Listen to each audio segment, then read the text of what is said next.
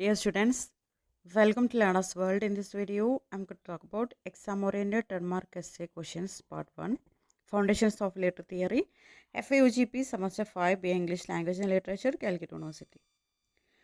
Previous വീഡിയോയിൽ നമ്മൾ paragraph answer ചെയ്യാനുള്ള ക്വസ്റ്റ്യൻസ് ആണ്, അതായത് 6 മാർക്കിന് ആൻസർ ചെയ്യാനുള്ള ക്വസ്റ്റ്യൻസ് ആണ് ഡിസ്കസ് ചെയ്തത്. ഇതിൽ 10 മാർക്കിന് ചെയ്യാനുള്ളതാണ്. 10 മാർക്കിന് ആൻസർ ചെയ്യാനുള്ളത് ഒരു ലോങ് എസ്സേ ആണ്. Critically analyze the role of ideology and discourse in shaping contemporary identities. അതായത് സമകാലിക വ്യക്തിത്വങ്ങളെ രൂപപ്പെടുത്തുന്നതിൽ ഐഡിയോളജി, ഡിസ്കോഴ്സ് ഇവയുടെ പങ്ക് വിശകലനം ചെയ്യാനാണ് പറഞ്ഞിട്ടുള്ളത്. Ideology and discourse are two important concepts in literary and cultural theory. Ideology refers to a system of beliefs, values, and ideas that influence people's thinking and behavior. Discourse refers to the way language, media, education, religion, and other institutions create knowledge and shape society. Thinkers like Louis Althusser and Michel Foucault explain that identity is not natural or fixed but is created by society.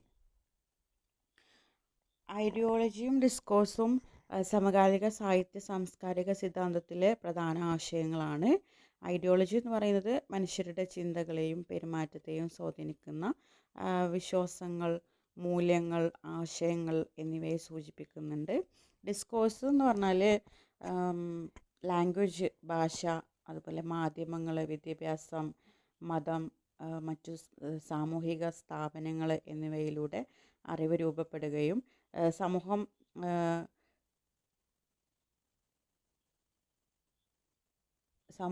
ഉണ്ടാകുകയൊക്കെ ചെയ്യുന്ന രീതിയാണ് സൂചിപ്പിക്കുന്നത്. ഇവ രണ്ടും ചേർന്നാണ് വ്യക്തിപരവും സാമൂഹികവുമായിട്ടുള്ള വ്യക്തിത്വങ്ങൾ രൂപപ്പെടുന്നത്.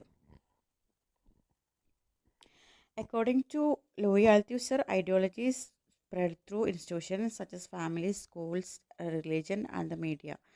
These institutions teach people how to think, behave, and understand the world. Michel Foucault explained that discourse is closely connected with power because it decides what is accepted as truth in society. Louis Althusser പറയുന്നതനുസരിച്ച് കുടുംബം, school, മതം, മാധ്യമങ്ങൾ തുടങ്ങിയിട്ടുള്ള സ്ഥാപനങ്ങളിലൂടെയാണ് ideology പ്രചരിക്കുന്നത്. ഈ സ്ഥാപനങ്ങൾ മനുഷ്യൻ സ്വയം മനസ്സിലാക്കുന്ന രീതിയെയും ലോകത്തെ കാണുന്ന കാഴ്ചപ്പാടിനെയും സ്വാധീനിക്കുന്നു. മിഷേൽ ഫൂക്കോ ഡിസ്കോഴ്സ് അധികാരവുമായിട്ട്, അതായത് പവറുമായിട്ട് വളരെ അടുത്ത ബന്ധമുള്ളതാണെന്ന് പറയുന്നുണ്ട്. അതിനുള്ള കാരണം എന്താണെന്ന് വെച്ചാൽ സമൂഹത്തിൽ എന്താണ് സത്യമെന്ന് തീരുമാനിക്കുന്നത് ഡിസ്കോഴ്സാണ്. Today, people's identities are shaped by many factors such as gender, class, race, religion, language, culture, and nationality. Modern media, especially television, films, newspapers, and social media, also influence people's opinions, lifestyles, and self-image. അതായത്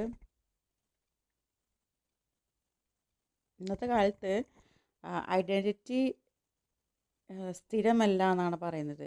സാമൂഹിക, സാംസ്കാരിക, രാഷ്ട്രീയ ഘടകങ്ങളാണ് ഐഡൻറ്റിറ്റിനെ രൂപപ്പെടുത്തുന്നത്. ലിംഗം, വർഗം, വംശം, മതം, ഭാഷ, ദേശീയത എന്നിവ വ്യക്തിത്വത്തെ സ്വാധീനിക്കുന്നുണ്ട്.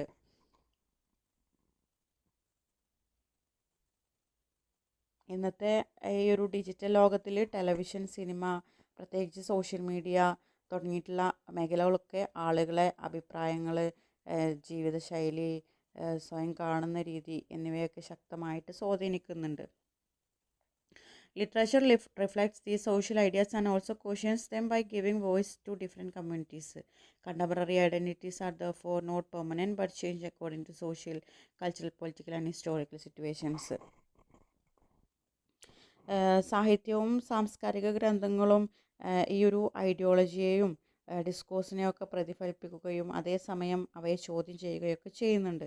അതിനാൽ വ്യക്തിത്വം എന്ന് പറയുന്നത്, ഐഡൻറ്റിറ്റി എന്ന് പറയുന്നത് സ്ഥിരമല്ല, ഫിക്സഡ് അല്ല, ഫ്രാഗ്മെൻറ്റഡ് ആണ്. സമൂഹത്തിൻ്റെയും സംസ്കാരത്തിൻ്റെയും മാറ്റങ്ങൾക്കനുസരിച്ച് ഐഡൻറ്റിറ്റി മാറിക്കൊണ്ടിരിക്കുന്നുണ്ട്. ഇനി ഇതിനെ കൺക്ലൂഡ് ചെയ്യുക ഈ ഒരു എസ്സിനെ. Ideology and discourse play a major role in shaping contemporary identities. Literary theory helps us understand that identity is socially and culturally constructed. It also encourages readers to question dominant beliefs and understand the diversity of human identities. Ideology ആണെങ്കിലും discourse ആണെങ്കിലും മനുഷ്യർ ഐഡൻറ്റിറ്റിനെയും അതുപോലെ മറ്റുള്ളവരെയും മനസ്സിലാക്കുന്ന രീതിയെ ശക്തമായിട്ട് സ്വാധീനിക്കുന്നുണ്ട്. ഭാഷ, സംസ്കാരം, മാധ്യമങ്ങൾ, സാമൂഹിക സ്ഥാപനങ്ങൾ എന്നിവയിലൂടെ സമകാലിക വ്യക്തിത്വങ്ങൾ രൂപപ്പെടുന്നു. സാഹിത്യ സിദ്ധാന്തം ഈ സ്വാധീനങ്ങളെ തിരിച്ചറിയുകയും വ്യക്തിത്വം സാമൂഹികമായും സാംസ്കാരികമായും നിർമ്മിക്കപ്പെടുന്നതാണെന്നും അത് നിരന്തരം മാറിക്കൊണ്ടിരിക്കുന്നതാണെന്നും മനസ്സിലാക്കാനൊക്കെ സഹായിക്കുന്നുണ്ട്. രണ്ടാമത്തെ ചോദ്യമാണ്, discuss the how literary theory helps in understanding contemporary media, culture and politics. സമകാലിക മാധ്യമങ്ങൾ, സംസ്കാരം, രാഷ്ട്രീയം എന്നിവ മനസ്സിലാക്കാൻ സാഹിത്യ സിദ്ധാന്തം എങ്ങനെ സഹായിക്കുന്നു എന്ന് വിശദീകരിക്കുക. Literary theory is an important tool for analyzing not only literature but also media, culture, and politics. It helps readers understand how language, power, and ideology influence society. Different literary theories provide different perspectives for analyzing modern life. സാഹിത്യ സിദ്ധാന്തം സാഹിത്യത്തെ മാത്രം വിശകലനം ചെയ്യാനുള്ള ഉപകരണമല്ല. മാധ്യമങ്ങൾ, സംസ്കാരം, രാഷ്ട്രീയം എന്നിവയെ മനസ്സിലാക്കുന്നതിനും ഇത് വളരെ പ്രധാനമാണ്. ഭാഷ, സംസ്കാരം, ഐഡിയോളജി എന്നിവ സമൂഹത്തെ എങ്ങനെ സ്വാധീനിക്കുന്നു എന്ന് മനസ്സിലാക്കാൻ ഇത് വായനക്കാരെ സഹായിക്കുന്നുണ്ട്. വിവിധ സാഹിത്യ സിദ്ധാന്തങ്ങൾ ആധുനിക ജീവിതത്തെ വ്യത്യസ്ത കാഴ്ചപ്പാടുകളിൽ നിന്ന് വിശകലനം ചെയ്യാനും ഹെൽപ്പ് ചെയ്യുന്നുണ്ട് എന്നാണ് പറയുന്നത്.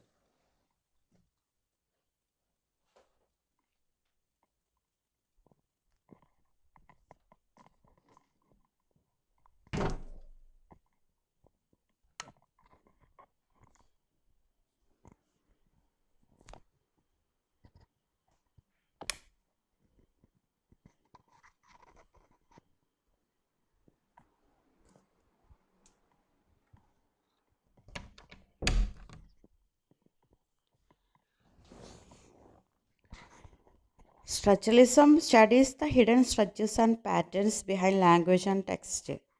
Post-structuralism argues that meaning is never fixed and that every text can have multiple interpretations. Marxism explains how class, capitalism, and ideology influence literature and society. Feminism studies gender inequality and the representation of women in literature and media. Post-colonial theory examines the effects of colonialism on culture, identity, and language. അപ്പോൾ ഓരോ തിയറിയും നോക്കാം. Structuralism എന്ന് പറയുന്നത് ലാംഗ്വേജിൻ്റെയും സാഹിത്യകൃതിയുടെയും പിന്നിലുള്ള മറഞ്ഞിരിക്കുന്ന ഘടനകളും മാതൃകകളൊക്കെ പഠിക്കുന്നുണ്ട്. Post structuralism ഒരു കൃതിക്ക് ഒറ്റ സ്ഥിരമായ അർത്ഥമില്ലെന്നും ഓരോ കൃതിക്കും മൾട്ടിപ്പിൾ മീനിങ് ഇൻ്റർപ്രിട്ടേഷൻസ്, നിരവധി വ്യാഖ്യാനങ്ങൾ ഉണ്ടെന്നും വാദിക്കുന്നുണ്ട്. മാർക്സിസം എടുത്ത് നോക്കുകയാണെങ്കിൽ ക്ലാസ്, അതുപോലെ ക്യാപിറ്റലിസം, വർഗം, മുതലാളിത്തം, ഐഡിയോളജി എന്നിവ സാഹിത്യത്തെയും സമൂഹത്തെയും എങ്ങനെ സ്വാധീനിക്കുന്നു എന്ന് വിശദീകരിക്കുന്നു. ഇനി ഫെമിനിസം നോക്കുകയാണെങ്കിൽ ലിംഗ അസമത്വത്തെയും സാഹിത്യത്തിലും മാധ്യമങ്ങളിലും സ്ത്രീകൾ എങ്ങനെ അവതരിപ്പിക്കുന്നു എന്നതിനെയൊക്കെ പഠിക്കുന്നു.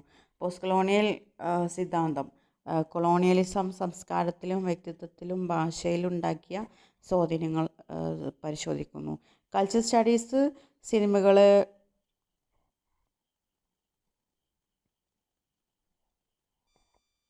Culture studies analyze films, television, advertisement, newspapers, and social media to understand how they spread ideas and influence society.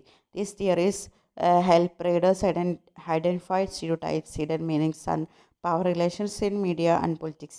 They also develop critical thinking by encouraging readers to question accepted ideas instead of accepting them blindly. ഇനി culture studies എടുത്ത് നോക്കുകയാണെങ്കിൽ സിനിമകൾ, television, പരസ്യങ്ങൾ, social media എന്നിവ വിശകലനം ചെയ്ത് അവ എങ്ങനെ ആശയങ്ങൾ പ്രചരിപ്പിക്കുകയും സമൂഹത്തെ സ്വാധീനിക്കുകയും ചെയ്യുന്നു എന്ന് പഠിക്കുന്നു. ഈ സിദ്ധാന്തങ്ങൾ മാധ്യമങ്ങളിലെയും രാഷ്ട്രീയത്തിലെയും മുൻവിധികൾ, മറഞ്ഞിരിക്കുന്ന അർത്ഥങ്ങൾ, അധികാരബന്ധങ്ങൾ എന്നിവ തിരിച്ചറിയാൻ വായനക്കാരെ സഹായിക്കുന്നു.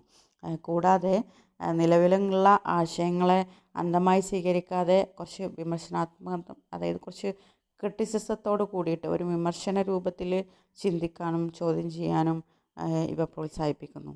ഇനി ഇതിനെ നമ്മൾ കൺക്ലൂഡ് ചെയ്യുകയാണെങ്കിൽ literary theory is highly relevant in today's world because it helps us understand media, culture and politics from different perspectives. It enables readers to analyze society critically and recognize the influence of ideology, power and culture in everyday life. ഇന്നത്തെ ലോകത്തിൽ ഈ ഒരു literary theory എന്ന് പറയുന്നതിന് വലിയ പ്രാധാന്യമുണ്ട്. അതിനുള്ള കാരണം മാധ്യമങ്ങൾ, സംസ്കാരം, രാഷ്ട്രീയം എന്നിവ വിവിധ കാഴ്ചപ്പാടുകളിൽ നിന്ന് മനസ്സിലാക്കാൻ ഇത് ലിറ്റററി തിയറി ഹെൽപ്പ് ചെയ്യുന്നുണ്ട്. സമൂഹത്തെ കുറച്ചും കൂടെ വിമർശനാത്മകമായി വിശകലനം ചെയ്യാനും ദൈനംദിന ജീവിതത്തിൽ ഐഡിയോളജിൻ്റെയും അതുപോലെ പവറിൻ്റെയും കൾച്ചറിൻ്റെയും സ്വാധീനം തിരിച്ചറിയാനൊക്കെ ഇത് റീഡേഴ്സിനെ പ്രാപ്തരാക്കുന്നുണ്ട് എന്നാണ് പറയുന്നത്. Critically examine the relationship between ideology, representation and power in literary and cultural text. സാഹിത്യ സാംസ്കാരിക ഗ്രന്ഥങ്ങളിൽ ഐഡിയോളജി, റെപ്രസെൻറ്റേഷൻ, പവർ എന്നിവ തമ്മിലുള്ള ബന്ധം വിമർശനാത്മകമായി പരിശോധിക്കുക. Ideology, representation and power R closely connected in literary and cultural studies. Ideology is a system of beliefs and values. Representation is the way people and ideas are presented, and power is the ability to influence society. Literary theories explain how these three concepts shape our understanding of the world. Ideology, representation, power എന്നിവ സാഹിത്യ സാംസ്കാരിക പഠനങ്ങളിൽ പരസ്പരം ബന്ധപ്പെട്ട് പ്രധാന ആശയങ്ങളാണ്. Ideology എന്ന് പറയുന്നത് വിശ്വാസങ്ങളുടെയും മൂല്യങ്ങളുടെയും ഒരു സംവിധാനമാണ്. റെപ്രസെൻറ്റേഷൻ എന്ന് പറയുന്നത് ആളുകളെയും ആശയങ്ങളെയും അവതരിപ്പിക്കുന്ന രീതിയാണ്. പവർ എന്ന് പറയുന്നത് സമൂഹത്തെ സ്വാധീനിക്കാനുള്ള കഴിവാണ്.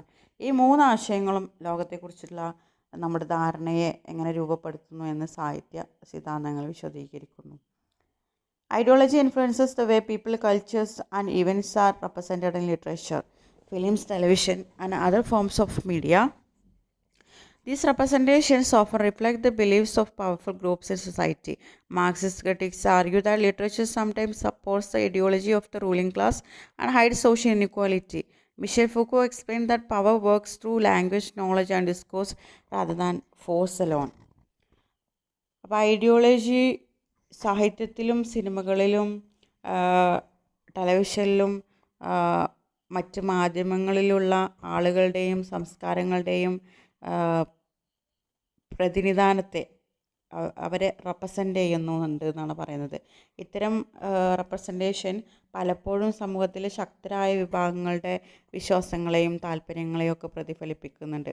മാർക്സിസ്റ്റ് ക്രിട്ടിക്സ് പറയുന്നത് സാഹിത്യം ചിലപ്പോൾ റൂളിംഗ് ക്ലാസിൻ്റെ ഐഡിയോളജിനെ പിന്തുണക്കുകയും സാമൂഹിക അസമത്വങ്ങളെ മറച്ചു വെക്കുകയും ചെയ്യുന്നു എന്നാണ്.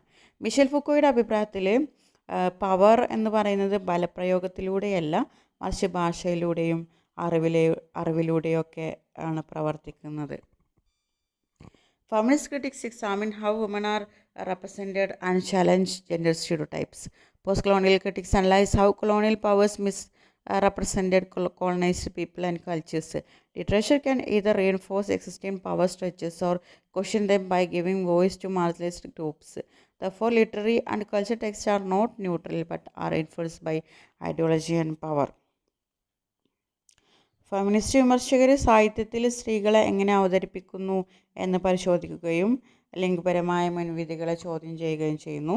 പോസ്റ്റ് കൊളോണിയൽ ക്രിട്ടിക്സ് കൊളോണിയൽ ശക്തികൾ അധിനിവേശത്തിന് വിധേയരായ ജനങ്ങളുടെയും അവരുടെ സംസ്കാരത്തെയും എങ്ങനെ തെറ്റായി ചിത്രീകരിച്ചു എന്ന് വിശകലനം ചെയ്യുന്നുണ്ട്. സാഹിത്യം നിലവിലുള്ള അധികാരഘടനകളെ ശക്തിപ്പെടുത്താനും അല്ലെങ്കിൽ അവഗണിക്കപ്പെട്ട വിഭാഗങ്ങളുടെ ശബ്ദങ്ങൾക്ക് പ്രാധാന്യം നൽകി അവയെ ചോദ്യം ചെയ്യാനും കഴിയും. അതിനാൽ സാഹിത്യ സാംസ്കാരിക ഗ്രന്ഥങ്ങൾ ഐഡിയോളജിനെയും പവറിനെയും റെപ്രസെൻറ്റേഷൻ്റെയും ഒക്കെ സ്വാധീനത്തിലാണ് രൂപപ്പെടുന്നത്. Okay, ideology, representation and power are closely related in literature and culture. Literary criticism helps readers identify hidden meanings, challenge stereotypes and understand how power shapes society through language and representation. അപ്പോൾ ideology, representation, power എന്നിവ സാഹിത്യത്തിലും സംസ്കാരത്തിലും പരസ്പരം ബന്ധപ്പെട്ടിരിക്കുന്നു. സാഹിത്യ വിമർശനം വായനക്കാരെ മറിഞ്ഞിരിക്കുന്ന അർത്ഥങ്ങൾ കണ്ടെത്താനും മുൻവിധികളെ ചോദ്യം ചെയ്യാനും ഭാഷയിലൂടെയും റെപ്രസെൻറ്റേഷനിലൂടെയും അധികാരം സമൂഹത്തെ എങ്ങനെ രൂപപ്പെടുത്തുന്നു എന്ന് മനസ്സിലാക്കാനും സഹായിക്കുന്നു. 4ാമത്തെ ചോദ്യമാണ്, discuss the contribution of post colonial theory in analysing colonial and contemporary social structures. Colonial സാമൂഹിക ഘടനകളെയും സമകാലിക സാമൂഹിക ഘടനകളെയും വിശകലനം ചെയ്യുന്നതിൽ പോസ്റ്റ് കൊളോണിയൽ തിയറിയുടെ സംഭാവന, കോൺട്രിബ്യൂഷൻ ചർച്ച ചെയ്യുക. Postcolonial theory is an important literary approach that studies the effects of colonialism on culture, identity, language, and society. It also examines how colonial influence continues even after political independence. Post സിദ്ധാന്തം colonialism, സംസ്കാരം, ഭാഷ എന്നിവയിൽ ചെലുത്തിയ സ്വാധീനങ്ങളെ പഠിക്കുന്ന ഒരു പ്രധാന സാഹിത്യ സിദ്ധാന്തമാണ്. രാഷ്ട്രീയ സ്വാതന്ത്ര്യം ലഭിച്ച ശേഷവും കൊളോണിയൽ സ്വാധീനം സമൂഹത്തിൽ എങ്ങനെ തുടരുന്നു എന്നതും ഈ സിദ്ധാന്തം പരിശോധിക്കുന്നുണ്ട്. Edward Said's concept of Orientalism explains how western countries created negative images of eastern societies to justify colonial rule. Edward സെഡിൻ്റെ ഓറിയൻ്റലിസം എന്ന ആശയം പാശ്ചാത്യ രാജ്യങ്ങൾ കിഴക്കൻ സമൂഹങ്ങളെ എങ്ങനെ തെറ്റായ രീതിയിൽ ചിത്രീകരിച്ചു എന്നും അതിലൂടെ കൊളോണിയൽ ഭരണത്തെ ന്യായീകരിച്ചുവെന്നും വിശദീകരിക്കുന്നുണ്ട്. ഹോമിക്കെ Bhabha introduced the concept of hybridity, mimicry and the third space to explain cultural interaction between colonizers and the colonized. Homi K Bhabha hybridity, mimicry, third space എന്നീ ആശയങ്ങൾ അവതരിപ്പിച്ച് കൊളോണിയൽ ഭരണാധികാരികളും അധിനിവേശനത്തിന് വിധേയരായ ജനങ്ങളും തമ്മിലുള്ള സാംസ്കാരിക ഇടപെടലുകളൊക്കെ വിശദീകരിച്ചു. Gayathri Chakravarti Spivak introduced the idea of subaltern, referring to marginalized people whose voices are often ignored. Gayatri Chakravorty Spivak subaltern എന്ന ആശയം അവതരിപ്പിച്ചു. സമൂഹത്തിൽ അവഗണിക്കപ്പെടുകയും അവരുടെ ശബ്ദം കേൾക്കപ്പെടാതിരിക്കുകയും ചെയ്യുന്ന വിഭാഗങ്ങളെയാണ് സബാൾട്ടേൺ എന്ന് വിളിക്കുന്നത്. Postcolonial theory studies issues such as race, identity, migration, language, and cultural domination. It argues that colonial influence still exists through education, media, politics, and economic system. It also supports cultural diversity, equality, and resistance against oppression. Many literary works use postcolonial ideas to question colonial history and recover the voices of oppressed people. Postcolonial സിദ്ധാന്തം വംശം, വ്യക്തിത്വം, കുടിയേറ്റം, ഭാഷ, സാംസ്കാരിക ആധിപത്യം തുടങ്ങിയ വിഷയങ്ങൾ പഠിക്കുന്നു. വിദ്യാഭ്യാസം, മാധ്യമങ്ങൾ, രാഷ്ട്രീയം എന്നിവയിലൂടെ ഇന്നും കൊളോണിയൽ സ്വാധീനം നിലനിൽക്കുന്നുവെന്ന് ഈ സിദ്ധാന്തം വാദിക്കുന്നുണ്ട്. അതോടൊപ്പം തന്നെ സാംസ്കാരിക വൈവിധ്യം, സമത്വം, അടിച്ചമർത്തലിനെതിരായ പ്രതിരോധം എന്നിവയ്ക്കും ഇത് പ്രാധാന്യം നൽകുന്നുണ്ട്. നിരവധി സാഹിത്യകൃതികൾ പോസ്റ്റ് കൊളോണിയൽ ആശയങ്ങൾ ഉപയോഗിച്ച് കൊളോണിയൽ ചരിത്രത്തെ വിമർശിക്കുകയും അതുപോലെ അടിച്ചമർത്തപ്പെട്ട ജനങ്ങളുടെ ശബ്ദങ്ങൾക്ക് പ്രാധാന്യം നൽകുകയൊക്കെ ചെയ്തിട്ടുണ്ട്. Post colonial theory is important because it helps readers understand both the history of colonialism and its continuing effects on modern society. It promotes equality, cultural identity and justice by giving importance to the experience of marginalised communities. Colonial ചരിത്രവും അതിൻ്റെ ഇന്നത്തെ സമൂഹത്തിലുള്ള സ്വാധീനങ്ങളും മനസ്സിലാക്കാൻ post colonial സിദ്ധാന്തം വളരെ പ്രധാനമാണ്. അവഗണിക്കപ്പെട്ട സമൂഹങ്ങളുടെ അനുഭവങ്ങൾക്ക് പ്രാധാന്യം നൽകിക്കൊണ്ട് സമത്വം, സാംസ്കാരിക വ്യക്തിത്വം, സാമൂഹിക നീതി എന്നിവ പ്രോത്സാഹിപ്പിക്കുന്ന ഒരു പ്രധാന സാഹിത്യ സമീപനമാണിത്. Okay, thank you.